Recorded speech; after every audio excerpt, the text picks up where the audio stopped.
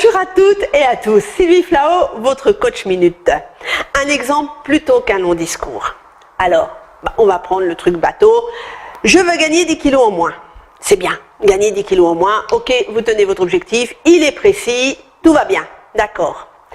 Alors, pourquoi vous voulez gagner ces 10 kilos en moins? Qu'est-ce que ça va vous apporter? En quoi c'est important pour vous d'avoir et de gagner ces 10 kilos en moins? Peut-être pour vous sentir plus belle, peut-être finalement aussi pour vous sentir plus légère, peut-être pour garnir votre garde-robe autrement et pouvoir vous habiller d'une manière plus coquette, plus esthétique. Et en même temps, finalement, qu'est-ce qui est important pour vous? Peut-être aussi pouvoir courir dans les escaliers et les monter 4 à 4 sans être complètement essoufflé une fois que vous arrivez là-haut. Tout ça, c'est important. Tout ça, ce sont ces critères et c'est très bien. Mais ce n'est pas tout. Parce qu'en fait, pour qu'un objectif fonctionne bien, l'important, c'est qu'il soit mis en place et en tout cas décrit positivement. C'est-à-dire que votre objectif doit être écrit en termes positifs. Je veux ne plus être stressé, ce n'est pas un bon objectif. Votre objectif doit être positif, doit être affirmatif. Je veux gagner quelque chose, je veux me sentir mieux, je veux refaire du sport, je veux, voilà, il doit être dans l'action, cet objectif. Et donc ça, c'est une première chose. Autre chose qui est importante aussi, c'est finalement, il doit dépendre de vous. Alors, dépendre de vous, ça veut dire quoi?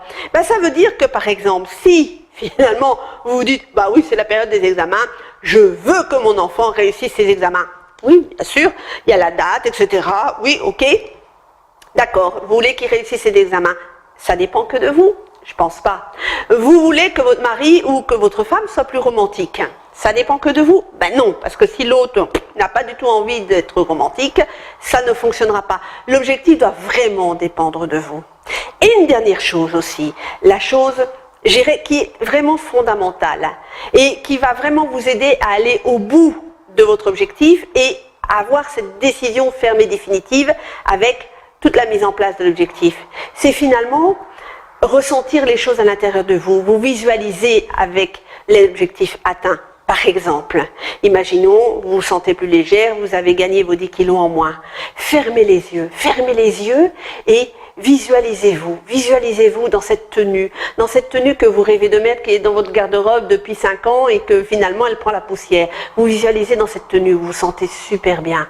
Vous ressentez à l'intérieur cette légèreté. Vous entendez aussi votre mari, votre femme vous dire « Oh mon Dieu, c'est génial, qu'est-ce que tu es belle, qu'est-ce que tu es beau dans cette tenue. Waouh, on voit bien que ta silhouette s'est redessinée, c'est vraiment chouette. » Vos collègues qui peuvent vous dire « qu'est-ce que tu es magnifique !» Voilà, ça a changé les choses et vous vous sentez mieux. Et plus vous allez vous dire ça, plus vous allez ressentir cette légèreté à l'intérieur, plus vous allez vous sentir pétiller suite à l'atteinte de votre objectif, plus vous allez vous visualiser dans cet objectif, plus vous avez de chances de l'atteindre. Plus cet objectif, vous focalisez là-dessus et votre cerveau, votre inconscient va vous suivre. Et c'est bon. C'est dans la boîte, dans 3 mois, vous aurez vos 10 kilos en moins et vous vous sentirez beaucoup mieux. Voilà, en attendant, je vous souhaite de belles surprises, de beaux objectifs et je vous dis à la prochaine. Au revoir les amis.